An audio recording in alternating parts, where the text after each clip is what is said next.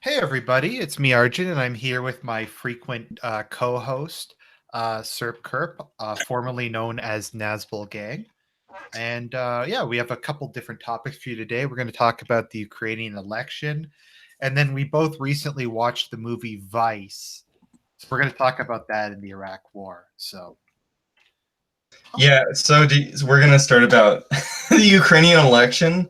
So first of all, I talked about that in a video, and Zelensky won for the first round. I was expecting Protashenko to not win the second round, but I was expecting him to gain. He maintained the same, and Zelensky gained the entire voter base that he didn't have during the first round. was there even a pro-Russian candidate running? Zelensky was the pro-Russian candidate. That's how skewed it. Well, there was one. He came in fourth place. But Party of Regions is now banned, even though prior to the election it was the biggest party. They also banned the Communist Party, right? Yeah, the Communist Party is like the third biggest party prior to the elections. The thing about the Communist Party is that the Ukrainian pro-European parties keep shuffling and renaming themselves, so it's hard to in a sense, the Communist Party was the most important party because it was the party that existed from the inception of Ukraine and continually held seats, and at times was the largest party because the other parties kept shifting until, Party of Regions became the dominant party prior to the revolution. Right. It's so weird that they won and now they have virtually no seats and virtually no votes in the presidential elections. Well, a lot of people have said that Zelensky was the Russian preferred candidate because Zelensky campaigned in both Ukrainian and Russian language. Right. Do we know if they disallowed? On the east side of the Dnieper too.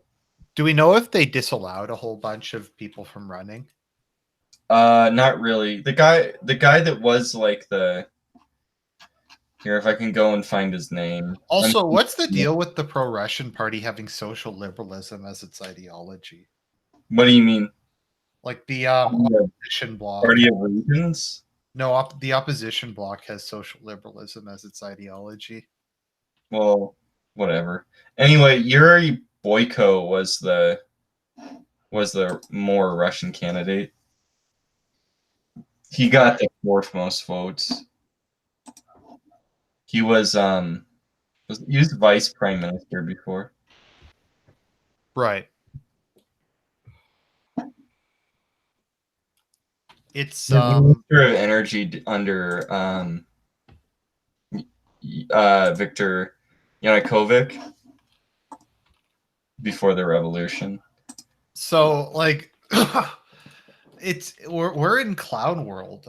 Sorry, who was the guy who was running? Zelensky was running against. Zelensky was running against the president and the oligarch of numerous stuff. But most famously, the chocolate oligarch, Peter Poroshenko, who was elected president after the revolution. Right.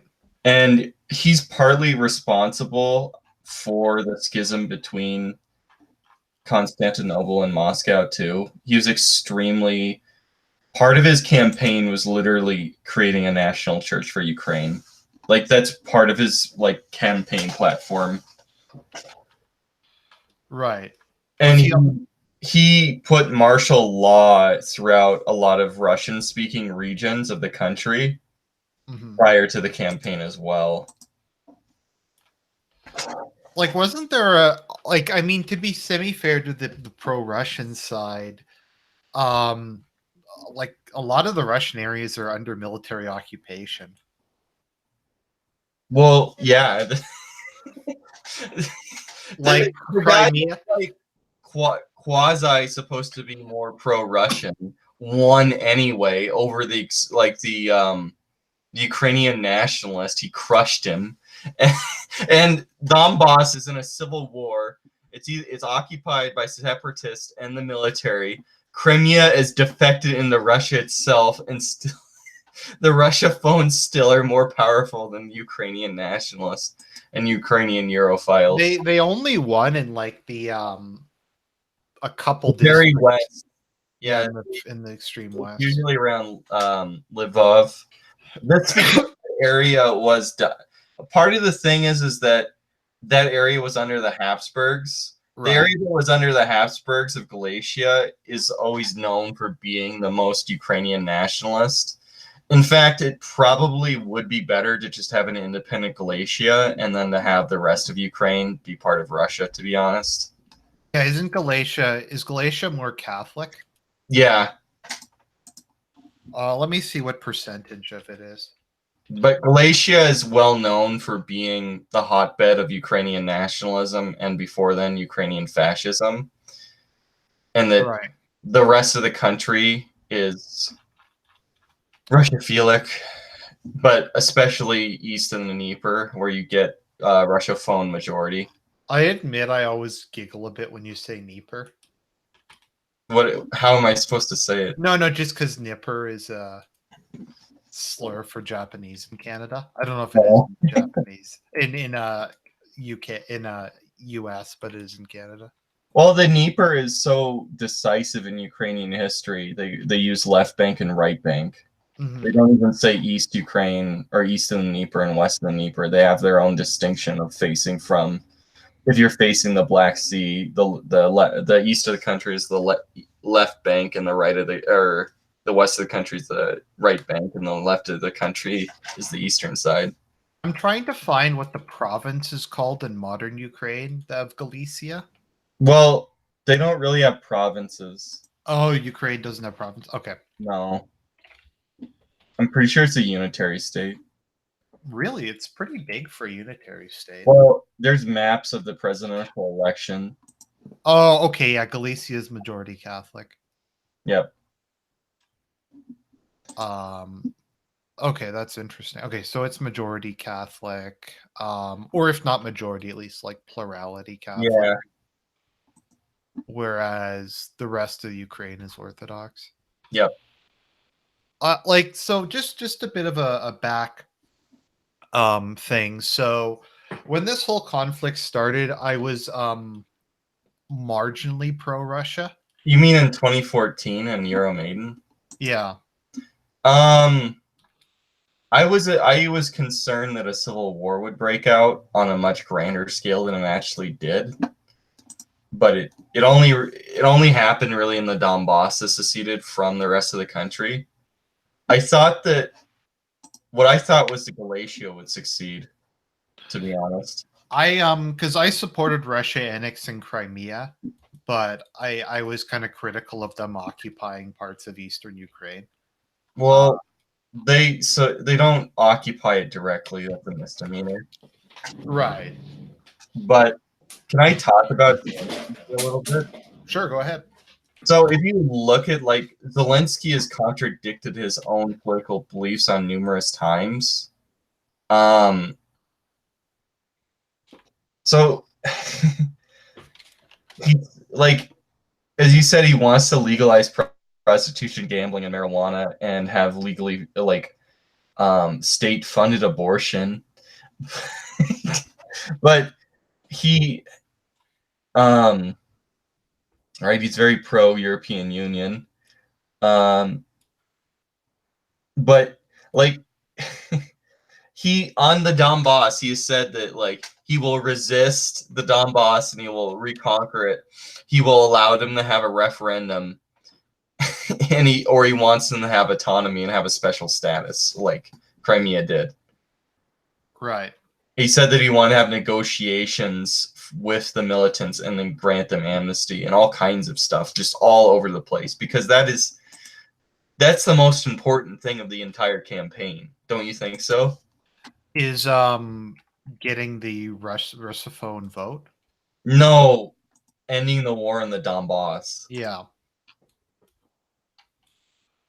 I don't know if it can end it. I feel like the Donbass won't settle for anything less than integration into Russia at this point. Well, he stated that he would allow a referendum for them to join the Russian Federation. So, and the thing is that they claim more land than they hold, so they would have to give up land for a referendum. But the Donbass isn't very big. Yeah, but the Donbass is the center of coal production for the Soviet Union Oh, at okay. the time. So the Donbass is extremely economically important. And Right. it's not just Russophone, it's ethnically Russian. Do you think the Ukraine will survive in the long term? Um, if the European Union the only way they can survive if it joins European Union, right? Russia essentially wants to create a European Union out of the post-Soviet bloc of nations, Yeah, the and wants Eurasian Ukraine Union. to join that. Now, if it wants Belarus to officially become annexed by it, I I don't think so, really. But it wants to create a European Union where it would be unquestionably the dominant power, and there would be military. There would be like a NATO of this Eurasian Union. Right. But I don't think that they want to annex all of that, and they certainly want to have Ukraine because Ukraine is the most important part to the Soviet Union, other than Russia. And there's part of it is just like pan-Slavism and the idea that Ukraine and Russia are the same nation, because you have to remember is that they both lay claim to be the successor of the Kievan Rus. Right. They both say that Saint Vladimir was the founder of both Russia and Ukraine. Mm-hmm. The problem is just Galatia. I think that it would work better if Galatia was an independent state and Ukraine would join with Russia. I believe in a two-state solution for Ukraine. Galatia and Russia. Yeah, to be honest. But I think that it would be better if there was a Eurasian Union and Galatia joined the European Union. Right. And the rest of Ukraine joined Russia in the Eurasian Union. That, to me, is more preferable. Now, what we got to wonder is, will Putin be able to strong-arm Zelensky into having that referendum and staying out of the European Union? Right. The other thing is, like, will the European... So, if Ukraine can apply to be a member by 2024, will the European Union even be around in 2024? The fate of the EU has a big question mark over it. Well, do you think that Italy is going to leave? I think after the next election, whenever that happens, it's a strong possibility. I think the Liga might. Well, they won't quite. I don't think you can win a majority in Italian politics, but they're going to come close. Well, they're going to dominate if Rosa doesn't break off with them. The problem I see, how dominant is the 5-star? Like, how much do they disagree with, really? Okay, so the current polls have Liga at 37% and 5-star at 22. Liga last election got, I forget, like much less than that. It got maybe like 13, I think. 16 maybe. I don't remember the exact amount, but okay, they got 17%, so they'll more than double their vote share in the next election. Mm-hmm. And 5-star will lose 10%. So I don't know if they'll get a majority, but if Rosa is still part of their collective, then they will have a majority. The coalition will. Yes. Although the government would still be would have an absolute majority if 5-star and the Liga continue in coalition. Mm-hmm. Do they want to leave the EU? Italy, they have the highest opinion of preference, even above the United Kingdom, for leaving the European Union.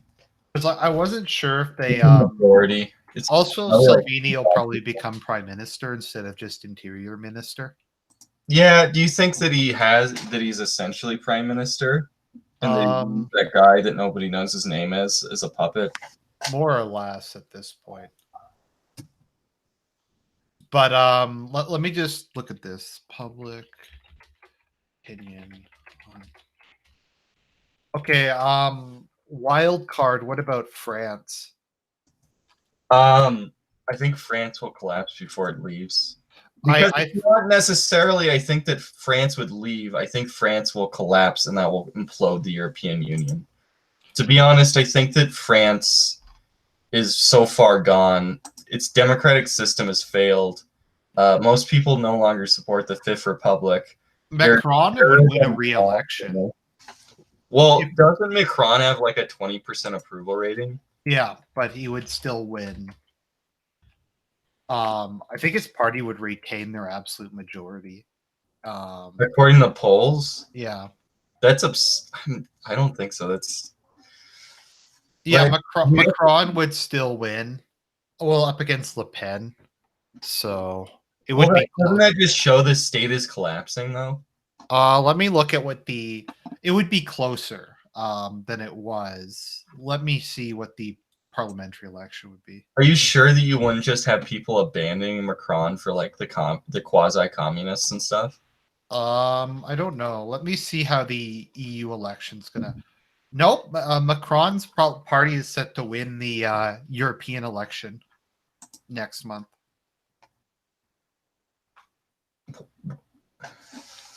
God have mercy on their soul. Well, I mean, both the Front National and the Macron's party will both get about a quarter of the votes in the EU election.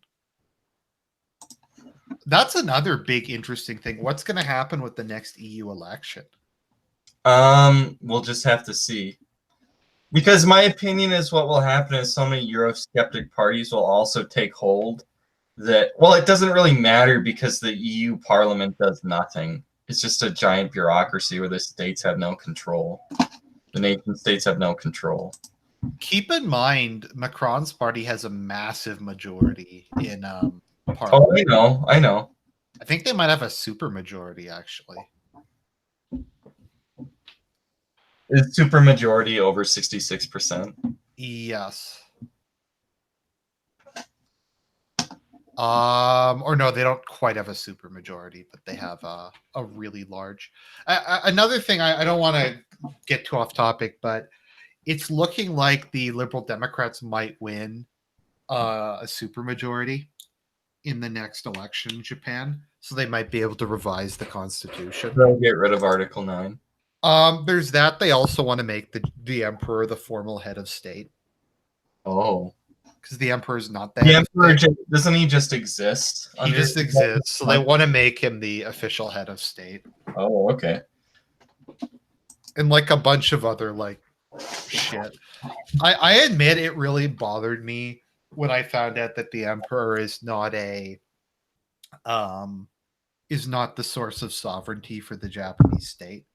Like even in the UK, the queen is. Like, I don't know.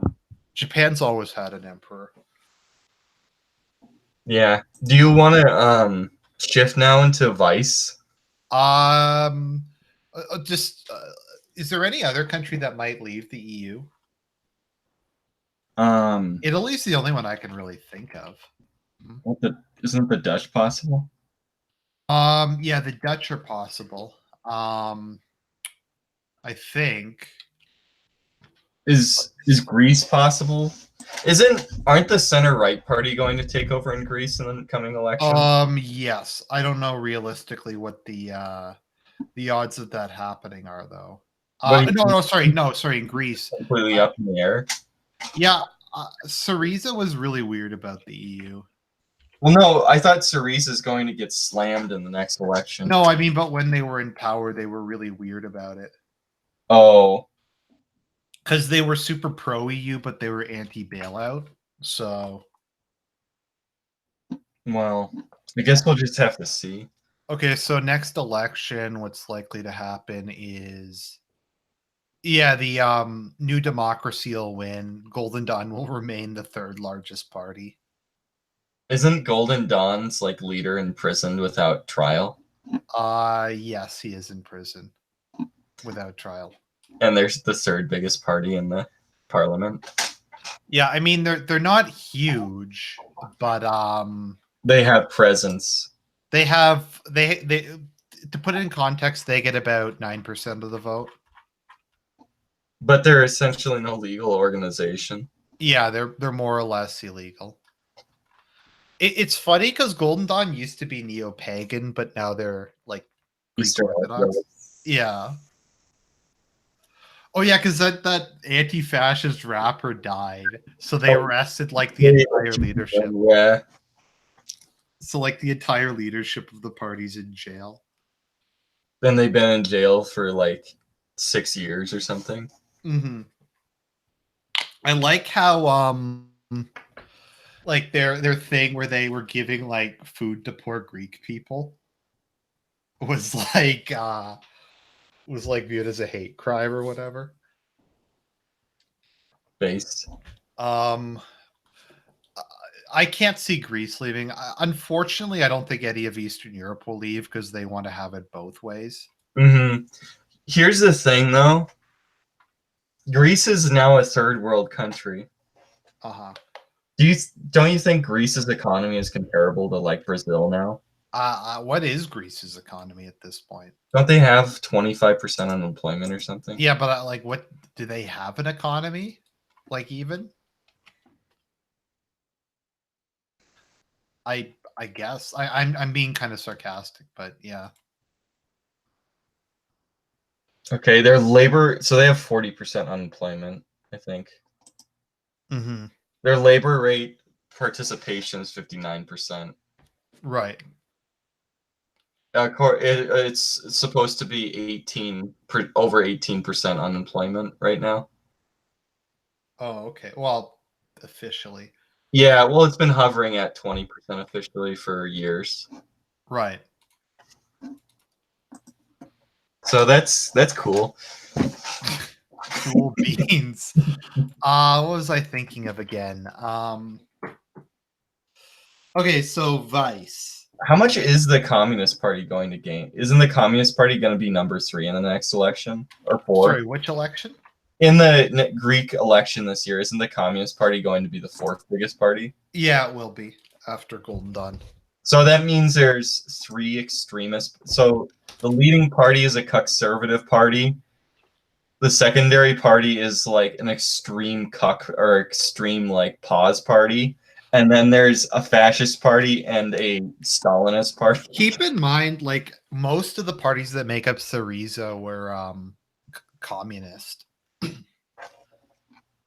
They were like Trotskyist, Maoist, eco-socialist, feminist, Euro-communist. Is Euro-communist just another way of saying Euro-communist is like like Bernie Sanders extremism, yeah, basically.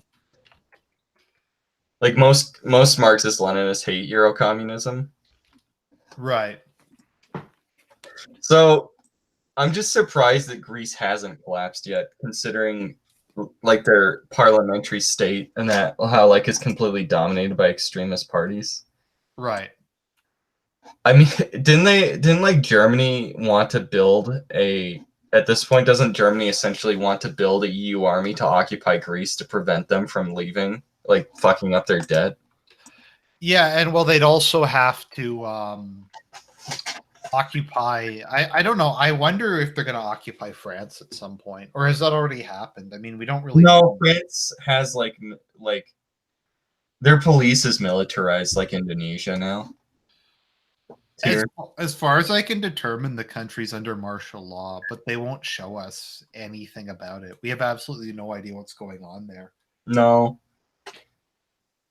I don't think France can last forever.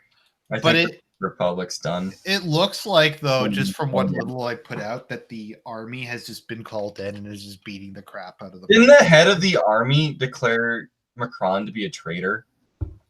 Or is it just a party. high-ranking general? He said he was traitor for immigration. That sounds probable, but it's a massive disaster. Yeah, just because I remember recently like seeing a bunch of footage of like Macron just deploying more and more of the army to put down the yellow vests. Mm-hmm. So I think at this part, if the movement ends, it's because of that. Military force. Yeah. Well, it doesn't really matter. Like, how much has the economy gone down because of it? I actually, who knows? I mean, Aren't they hovering around 10% unemployment? something like that. If anybody had any doubt, like I admit, like, because I'm kind of, well, I'm not really naive. I just sometimes like to question myself and go, maybe like I'm exaggerating how crazy things are.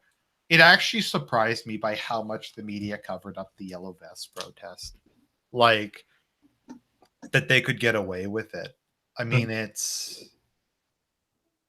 we know like nothing. There's been a complete media blackout.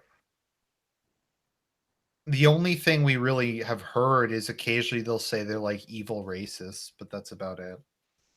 Yeah. Do you want to transition to Vice now? Sure. So I just wanted to say Vice is like the biggest political hatchet job I've ever seen. Vice is postmodernist and how biased it is. Would you agree with me? It makes Dick Cheney look like a sociopath. No, because it doesn't depict it's so postmodern that what Dick Cheney does on screen, he doesn't do anything wrong on screen in the course of the narrative.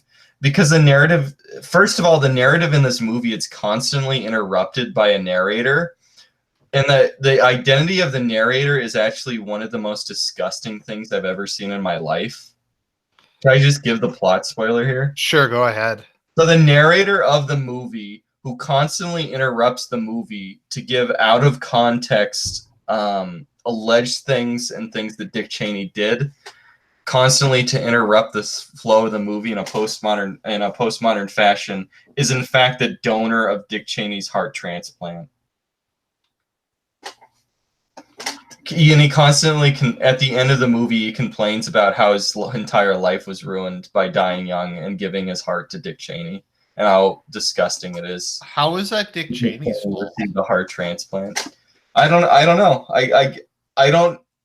I think it's disgusting to politically take this guy who died and gave Dick Cheney a heart transplant and like turn him into like this hero of anti-Dick Cheneyism. We have no idea. The guy could have been a Republican. Very distasteful. Why should you politicize somebody like that, though? You have no idea what they believed.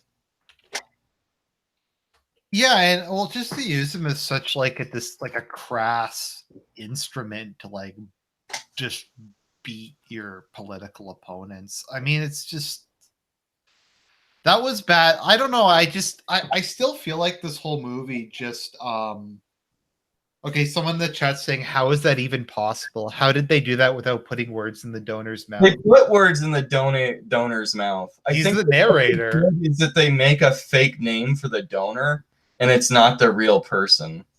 It's not the right name. So that I don't understand. Maybe they did get sued for it, or maybe like the family did was that liberal or something. They allowed that to happen.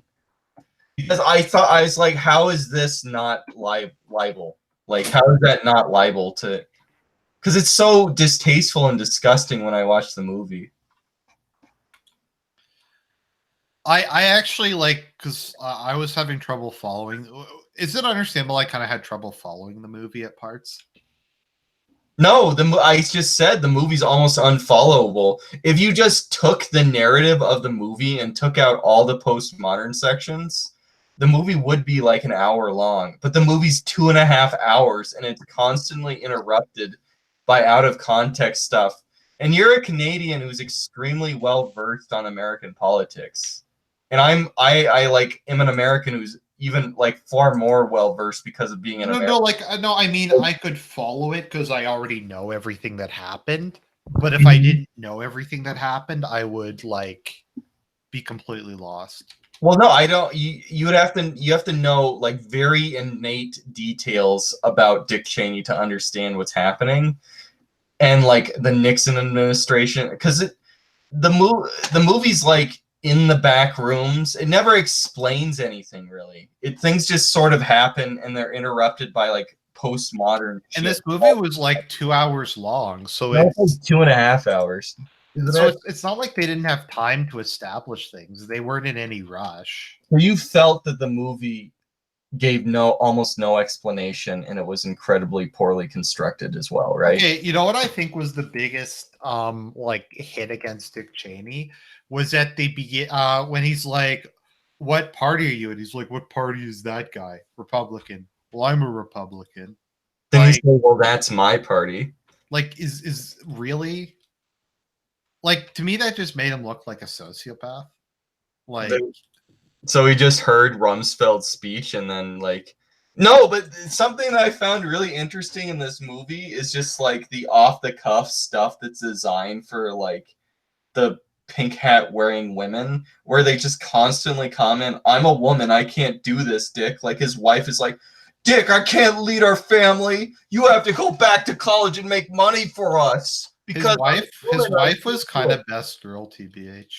no, but and then there's like where Rumsfeld is like, I guess you women can do this too now, ha ha. And they say like constantly like a woman can do this now, like 5 or 6 times they like the dialogue of the movie is like pro-feminist and like very overtly and cringy like feminist dialogue.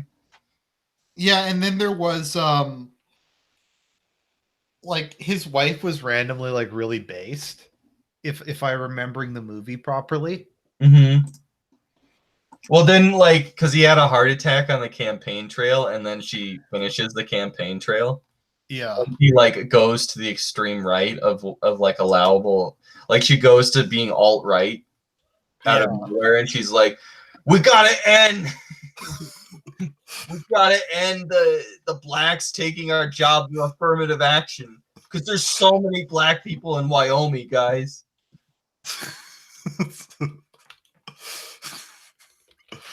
No, but it just to me like the other scene that really just struck me was when Dick Cheney said to Rumsfeld, "What do we believe in, anyways?" And Rumsfeld just starts laughing at him maniacally. Yeah. Like that was it's weird because I don't like these people. I think like I think they were like one of, if not one of the worst administrations in American history. But I actually felt bad for Dick Cheney. What you felt bad from in how he's depicted in the movie? Yeah. Because it's so slanted. Well, it's just it's bullshit. Yeah, it's so slanted, and it's you know what it struck? It was just very childish. Well, first of all, 9/11 happens, and 9/11 is like not implied to be like there's no connect. So when you watch W, right, the terror and horror of 9/11 is transparent, and the idea of why like Bush had 91 or 92 approval rating after 9/11 is in that movie.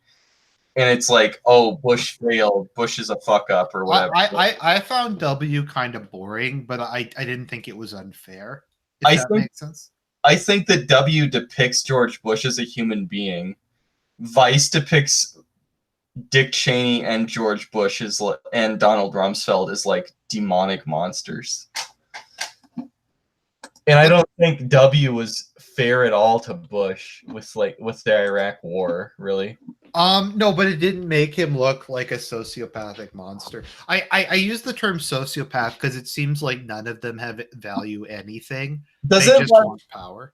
Doesn't like Bush. Well, first of all, doesn't Bush when Bush invites Dick Cheney over to his Texas ranch, and like Dick Cheney is like, these are my like agreement to be your vice president stuff. He's like, I get to have all control over everything. And then like Bush is retarded in the movie. He's like, yeah. And then there's like isn't there a scene where like Scooter Libby's like basically just is like, Dick Cheney, you're the president, and like Donald Rumsfeld like laughs, and they like show like all the Bush appointments, and they're like all supposedly Dick Cheney's henchmen, and they're like, we control this whole administration. Yeah. And I think a big part of the movie is like Dick Cheney has no like beliefs whatsoever. And no, that's why I say they make him look like a sociopath. Well, no, because it's like he doesn't have any conservative, like he doesn't have any beliefs, so he's like, oh, my daughter's gay, whatever, right?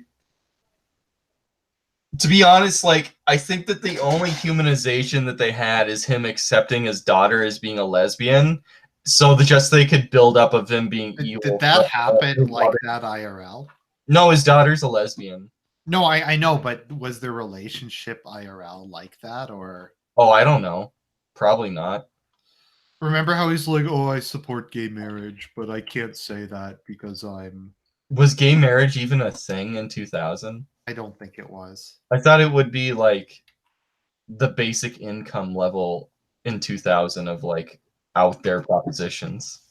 I don't think it was. Well, Obama didn't support gay marriage until like 2012. No, but did any Democratic candidate in the primaries in 2000 support gay marriage? No, they might have said civil unions, but I don't think gay. I don't even think people even talked about it. No, like Hillary and Obama both ran against gay marriage when they were in the primaries. So, like, but no, Dick Cheney was a super progressive. He supported it like back in the night in like 2000. In the early 90s. Yeah, in the early 90s. Like, I never know what to make of Bush, like how smart or retarded he was, to be honest. I think Bush has normal level intelligence. The thing that this movie never gets at is like 9/11 happened, and that's like a ordeal. Like that's a bad thing that a lot of people weren't happy when 9/11 happened, and the movie never addresses like remember when he at all in the bunker? What? He keeps Bush in the bunker. Yeah. 9/11, so he can seize like direct control of the government. Yes. Like no, because he's on the plane and he gains control of the government or whatever. Like he basically performs a coup. Yeah. It's like 9/11 isn't even really mentioned. Like 9/11 isn't mentioned at all, and there's no like discussion of what went wrong in Iraq. It's basically like then they invaded Iraq, the greatest mistake in American history. But it doesn't show the movie doesn't show anything. That's what I'm getting at. Its greatest failure. It simply it's preaching to its audience alone. It's a sermon, and there's no like justification for any of its opinions. It just breaks the narrative and says Dick Cheney shot this guy, and it shows the guy getting shot, and it says, and he never apologized for it either. Is that true? I don't know. Maybe he never did in public. Like I don't know. Like it just like breaks the flow of the movie out of nowhere. Shows Dick Cheney. I forget. Didn't breathing, almost having a heart attack, shooting a guy with a shotgun from 5 feet away where he would die. My understanding was it was an accident. It doesn't look like an accident in the movie. It looks like Dick Cheney is right about to die of a heart attack, sitting in a truck with a shotgun, and hits him directly on purpose. He just decides to shoot him. Yes. For some reason. Like, I don't know how it would happen. My guess is like IRL, like he wasn't sure where the guy was, and there was a duck or something, and he shot at it, and like a pellet hit the guy, or I don't know, something like that. The idea that Dick Cheney, like, is that like libel? The whole movie's libel. The biggest libel is like the guy who died of the heart attack. Like his family must have signed off on it. I don't. Okay, someone's saying I'm seeing a trend. Movie makes a claim. Argent says, "Is that true?" Guessed I don't know. That's the point. It doesn't need to like. It doesn't need to fill any. So the movie makes a claim, right, that the Iraq War is the most horrible thing. But you want to watch the movie to show you how stupid the Iraq War is, right? That's why you'd want to watch a movie. Like the failures of the Iraq War, why the Iraq War happened. I think Fahrenheit 9/11 did a much better job. What did a much better job? Fahrenheit 9/11, I think, did a much better job of what this movie was trying to do. Mm-hmm. And Fahrenheit 9/11 is like bullshit. I admit, I think it's a really good movie. In terms of like how it's made? Yeah. I actually think that Bowling for Columbine is an incredibly well-made movie, but it's evil because How do you feel about Capitalism: A Love Story? um retarded too. Like, What? doesn't he say that Obama is a communist basically in it, and that's good? I'm not sure. Well, no, I it's like, shouldn't he if he's a socialist, shouldn't he criticize Obama? But he's just like, Obama's great. I need to see the it's newest one. What's the one like? Let's Where Start should we Metaphor. invade next? Oh, I mean, okay, here's my thing. Roger and Me is like an outstanding movie, and I think that that's one of the best documentaries ever made, and I agree with it with my whole heart. The thing is, I used to like Michael Moore a lot back when I thought I was on the left, just because he used to be more of kind of a populist. Well, if you watch Roger and Me, he's much like he becomes. The problem with him is how pro-democrat he's into these movies and how he's not a populist. That's what I would say his biggest problem. And the second biggest problem is with what's the movie about? Uh, Bowling for Columbine is immoral. What he does at the end with a man who has Alzheimer's. What does he? Oh, right, With yeah. Charlton Heston, and Charlton Heston is suffering from Alzheimer's. And Hmm. I think that that movie's grievously immoral, and I have no respect for him because of that. Like I really liked. I thought Fahrenheit 9/11 was a really well made movie. I haven't seen it in a long time, so Like it is really funny, and I think he does a. I kind of I reference it because I think it was a much better version of what this movie was trying to do. Mhm. Like to make the Iraq War look retarded. And like the Iraq War is not hard to make it look retarded. Well, why didn't they show like the green zone and them deliberately not attacking like the militants and letting the militants do whatever they want, and then when the militants did whatever they want, they just give them money and leave, and then ISIS starts. Yeah, wasn't there like $40 billion of cash and like shit that they just gave random Yeah, people? they just gave to the militias and tried to buy them off and then left. And And just then there like, was do you remember the they directly funded the militias. What? Brat Pack? What's that?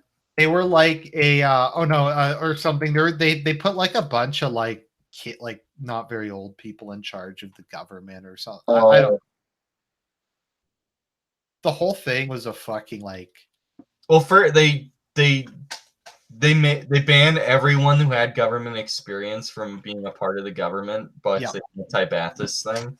They Mhm. dissolve the army, but don't put any members of the army in checkpoints and allow them to dissolve without trying to maintain any kind of order. No, they didn't disarm them either. They didn't disarm them, and they allowed them to dissolve into the general populace. With no pensions. Well, yeah, with no. Hmm. I feel like I've seen. Isn't that what like happened in the Soviet Union, where like a lot of the KGB just joined the Russian mafia? um, I haven't read about that yet. I haven't read that much about that. So, but the military just dissolved, like the conscript army just dissolved, and people just stopped showing up and stuff. In Um, Russia? yeah. So a big thing is that generals in Russia would sell off armaments to um, socialist rebels around the world, and that Right. they wouldn't have to be in direct. They wouldn't have to tell Gorbachev and Brezhnev what they were doing, right? Uh, So what happened is that system just continued, but they just stopped. They just started selling it to everyone. They didn't do it based off ideology anymore. right. And oh, a lot of the stuff was is that they had to was is that I don't even know how to explain, like they just basically ignored like all trade restrictions and everything and just paid people off with bribes when it happened. Right. But yeah, like how did they think that that was a good idea? Like we're going to dissolve the Iraqi army. We're not going to take away their weapons. We're not going to give them pensions. I'm sure they'll just find gainful employment in somewhere. In a country where we destroyed the infrastructure 2 times. Yes, that's gonna. And I mean, there was a large professional army, wasn't there? Like the It had the Republican Guard fourth were. largest army in the on Earth at the invasion of Iraq in 2003, or I don't know if it can at the invasion of Kuwait it did, because what it did is it created an immense conscript army, because Iraq had like a 25 million to like 70 million Iranians during the war. Yeah, They had to conscript much more people just to be able to have the force parity with Iran. So right, they ended up with one of the biggest armies on earth. And when you have a state like that, or North Korea, is that basically all men just join the army and stay in the army their entire lives, because that's the only way they can get employment. right. In the state, like the entire economy is to support the army bureaucracy. Except for if you invade North Korea will fucking like give you extremely heavy casualties because it's Asian and it has a viable command structure, unlike Arabs. But like there was a substantial. My understanding was a lot of the Republican Guard actually weren't that bad in terms of like they were decently trained. I've never read extensive histories of the Gulf War and the Iraq War. I know that as soon as the Americans attacked both times, both armies dissolved. Right. And you have to realize is that Iraq had immense advantages technologically over Iran, because Iraq had 5 or 6 times as many tanks as Iran did. And like four Iran times as many. used tactics against tanks and still won.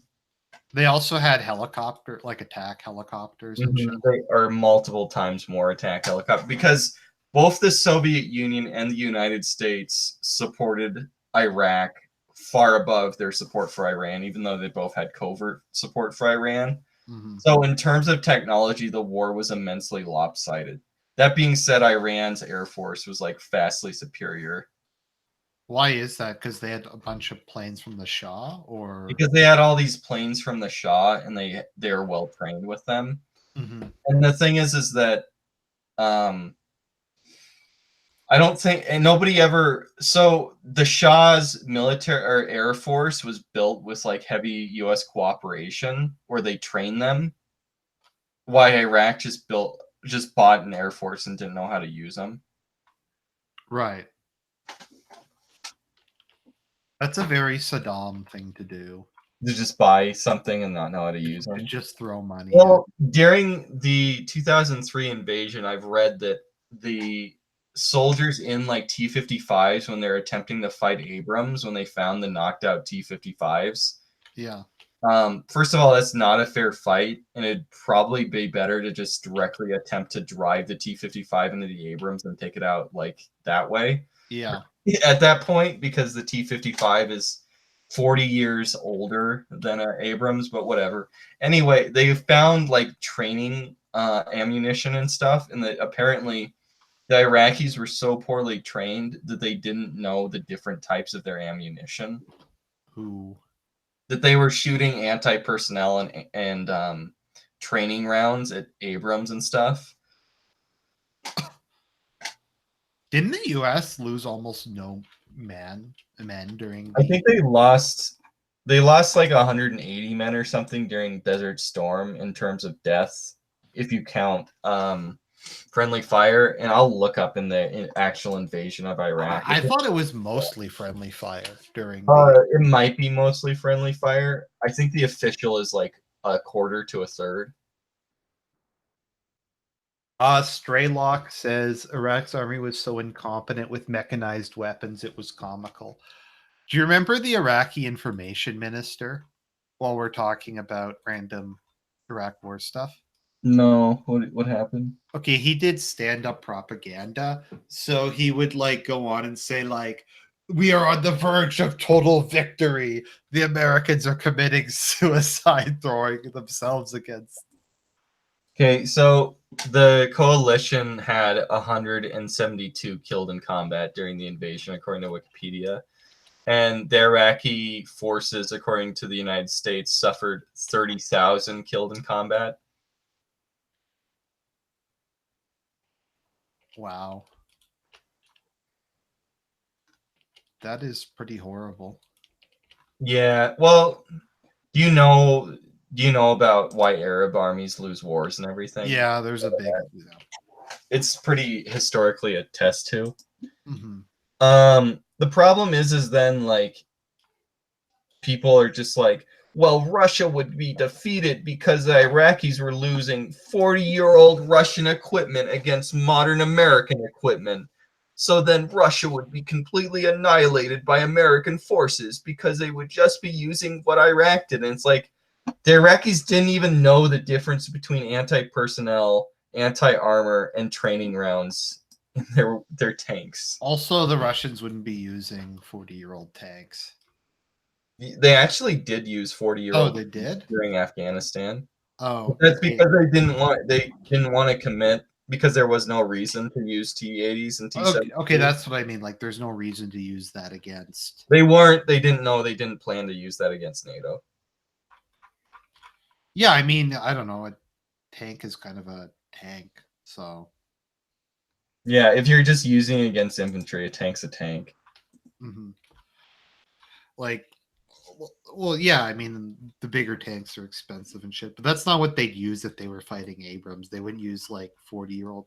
Even their 40-year-old tanks were probably much better, like modernized than like Well, the shitty Iraqi tanks. well, so in the Yom Kippur, Israel was still using upgraded Shermans against like T-62s that Egypt had and Syria had.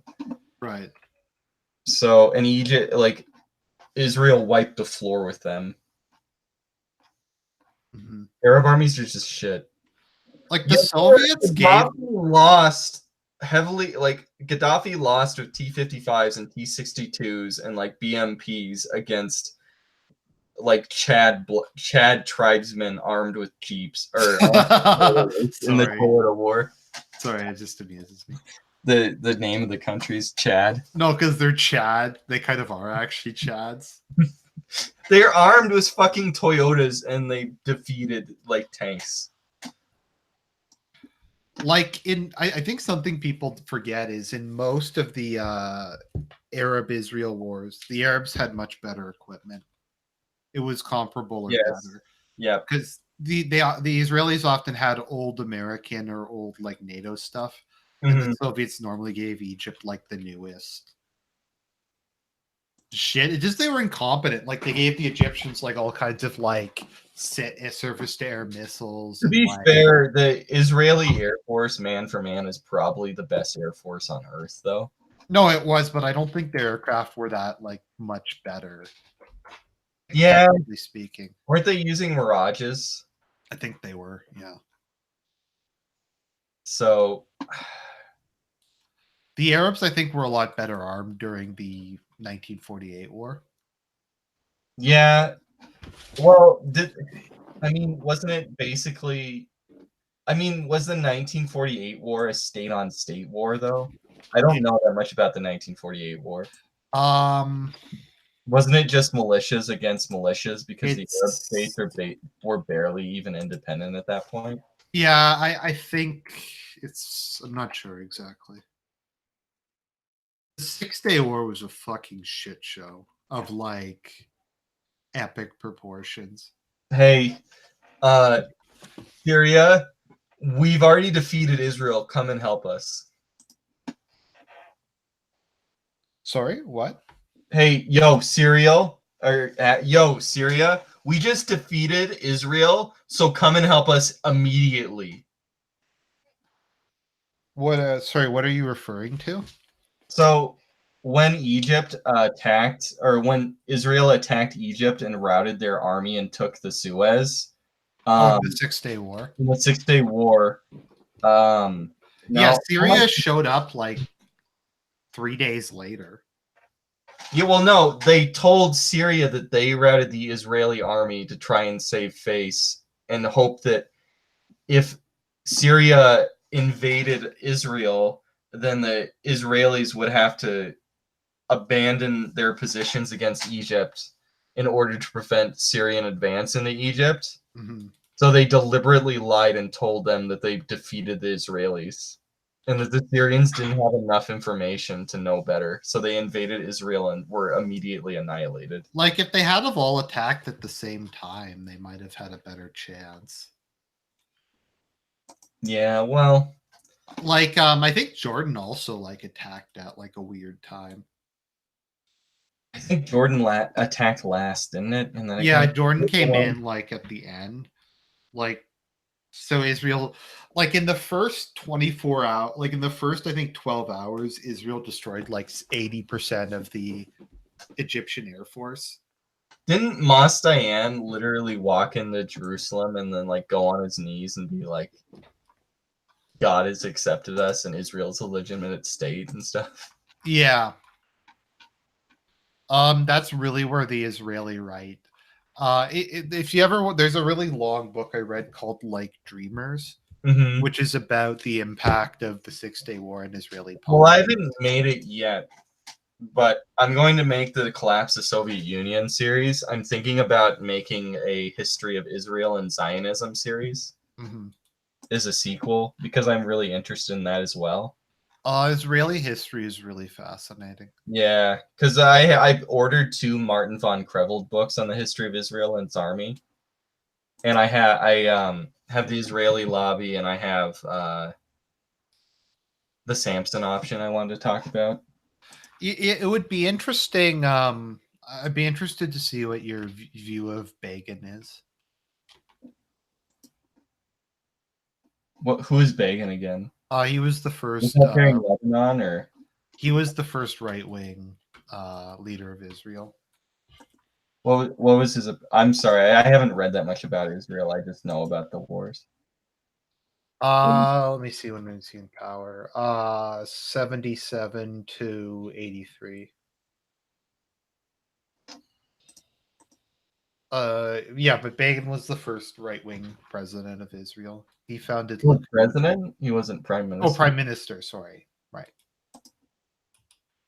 He founded Likud. I read a biography of him. He was kind of interesting. Hmm. Do you want to end this and just be short and sweet? Sure, I think that that's largely so. Yeah, so basically, I don't like Dick Cheney. I don't like George W. Bush. Do you want to talk? You know, it should be good for us to talk about the Bush administration in relation to Trump and just say how much. Because when I voted and supported Trump, I didn't do this thinking under magical thought that Trump was going to be a new Charlemagne or Trump was going to be a new Augustus Caesar or Trump was a new Napoleon or a new Hitler. I voted for this because, well, first of all, Supreme Court justices. Second of all, he's going to be better than Bush was. And you know what? He's better than Bush was. We haven't invaded any. He's better than Obama. He hasn't invaded any like sovereign nations. Like he Oh, but hasn't more lobbing the one like missile at Syria. yeah, but he hasn't retracted. Like he hasn't openly invaded and overthrown any countries.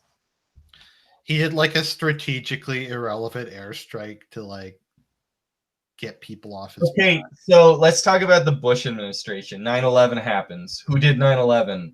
Illegal Saudis. Saudi Arabian immigrants. What does he do with immigration? Nothing. And Bush, at least Trump has greatly because I said there's 3 tiers of anti-immigration. So the first tier is anti-illegal immigration, the second tier is anti-refugee, and the third tier is anti-immigration. And Trump is second tier. But Bush wasn't even first tier. He Bush was like didn't do really anything to pro stop it. illegal immigration after the greatest terrorist attack in American history. He Wasn't he didn't super stop. pro illegal immigration? Yes, there was more illegal immigrants, I believe, during Bush than during Obama. But now there's probably more during Trump because of NGOs are deliberately pushing them into the United States now, Right. and the children thing has allowed them to basically get away scot free after the government shutdown compromise. Right. It's I mean Bush also like spent an absurd amount of money that America got no real benefit from From the Iraq War or the in 2000? general. Do you blame him, the recession, on him, or do you think it was just he couldn't really control it? Um, I don't know. I think it would have happened regardless of who was in power, but I think he made it worse. Okay. I'm curious. Do you think the bailout should have happened, or I think that there needed to be a restructuring of the American economy. Or right? if they did a bailout, they need like they should have been strings attached to it. Mm-hmm. But whatever. We all know what happened. What happened? The same thing that happened to Ukraine recently. What do you I mean the bailout went out and the bailout didn't there was no structural changes. The bailout saved the company allegedly and then they just paid themselves. They just went along and did the same thing after the bailout and then they Right. gave themselves bonuses with the bailout money directly. Mm-hmm. We need to have like a movie night sometime and watch the Enron documentary. Oh, yeah. Is Smartest there guys. a way that you can do that with the Argent Discord? I don't know. I'll have to figure it out. That would be a good idea. Anyways, I think that covers just about everything. Thank you as always for coming on, my friend. Thank you, everybody. Have a good day. And remember, read no chance. Mm-hmm. Thanks.